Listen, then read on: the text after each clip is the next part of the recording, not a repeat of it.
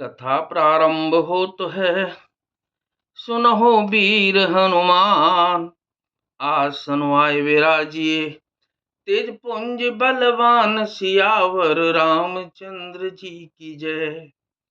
पवन सुत हनुमान जी की जय। और मेरे गुरु जी की जय। फिर भय प्रेम विनय और बड़े संकोच के साथ दोनों भाई गुरु के चरण कमलों में सिर नवाकर आज्ञा पाकर बैठे। निशिप्रवेश मुनि आय सुदीना, सबहि संध्या बंदन कीना। कहत कथा इतिहास पुरानी, रुचिर रजन जोग जाम सिरानी। रात्रि का प्रवेश होते ही संध्या के समय मुनि ने आज्ञा दी। तब सबने संध्या वंदन किया। फिर प्राचीन कथा तथा इतिहास कहते कहते सुंदर रात्रि दोपहर बीत गई। मुनिवर शयन कीन तब जाई, लगे चरण चापन दो भाई। जिनके चरण सरोरुह लागी, करत विविध जप जोग विरागी। तब श्रेष्ठ मुनि ने जाकर शयन किया। दोनों भाई उनके चरण दबाने लगे, जिनके चरण कमलों के दर्शन एवं स्पर्श के लिए वैराग्यवान पुरुष भी भांति भांति के जप और योग करते हैं। ते ही दोहु बंधु प्रेम जनु जीते, गुरुपद कमल पलोटत प्रीते। बार बार मुनि आज्ञा दीनी, रघुबर जाय शयन तब कीनी। वे ही दोनों भाई मानो प्रेम से जीते हुए प्रेम पूर्वक गुरु जी के चरण कमलों को दबा रहे हैं। मुनि ने बार बार आज्ञा दी। तब श्री रघुनाथ जी ने जाकर शयन किया। चापत चरण लखन और लाए, सबय स प्रेम परम सचुप पाए। पुन पुन प्रभु कहा सो बहु ताता, पौने धरि और पद जल जाता। श्री रामचंद्र जी के चरणों को हृदय से लगाकर भय और प्रेम सहित परम सुख का अनुभव करते हुए लक्ष्मण जी उनको दबा रहे हैं। प्रभु श्री रामचंद्र जी ने बार बार कहा कि हे तात, अब सो जाओ।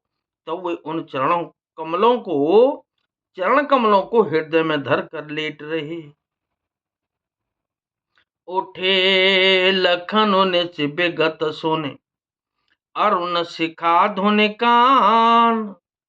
गुरु ते पहले जगत पति, जागे रामो सुजान। सियावर रामचंद्र जी की जय। पवन सुत हनुमान जी की जय। रात बीतने पर मुर्गे का शब्द कानों से सुनकर लक्ष्मण जी उठे। जगत के स्वामी सुजान श्री रामचंद्र जी भी गुरु से पहले ही जाग गए। सकल सोच कर जाए नहाए, नित्य निबाहि मुनि सिर नाए।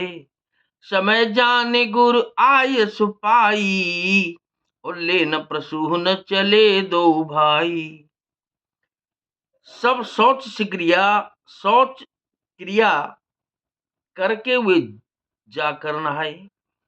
फिर संध्या अग्निहोत्रादि नित्य कर्म समाप्त करके उन्होंने मुनि को मस्तक नवाया। पूजा का समय जानकर गुरु जी की आज्ञा पाकर दोनों भाई फूल लेने चले। भूप बागु भरते क्यों जाई, जहां बसंत ऋतु रही लो भाई। लागे बिटप मनोहर नाना, बरन बरन बर बेले बेताना। उन्होंने जाकर राजा का सुंदर बाग देखा, जहां बसंत ऋतु लुभा कर रह गई है। मन को लुभाने वाले अनेक वृक्ष लगे हैं। रंग बिरंगी उत्तम लताओं के मंडप छाए हुए हैं। नव पल्लव फल सुमन सुहाए, निज संपत्ति सुर रुख रूख ल जाए। चातक कोकिल कीर चकोरा, कूजत बिहग नटत कल मोरा। नए पत्तों, फलों और फूलों से युक्त सुंदर वृक्ष अपनी संपत्ति से कल्प वृक्ष को भी ले जा रहे हैं। पपीहे, कोयल, तोते चकोर आदि पक्षी मीठी बोली बोल रहे हैं और मोर सुंदर नृत्य कर रहे हैं। मध्य बाग सरसोह सुहावा, मन सोपान विचित्र बनावा।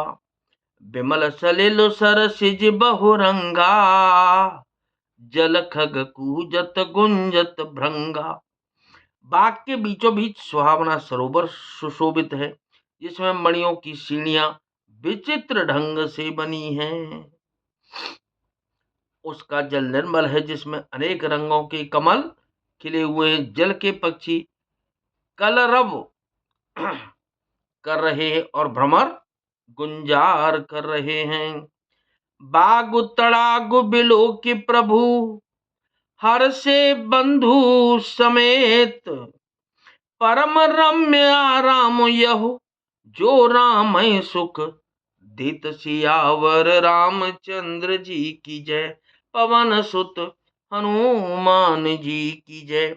बाग और सरोवर को देखकर प्रभु श्री रामचंद्र जी भाई लक्ष्मण जी सहित हर्षित हुए। यह बाग वास्तव में परम रमणीय है, जो जगत को सुख देने वाले श्री रामचंद्र जी को सुख दे रहा है। कथा विसर्जन हो तो है, विदा हो हनुमान। राम लखन और जानकी सदा करें कल्याण सियावर। रामचंद्र जी की जय, पवन सुत हनुमान जी की जय।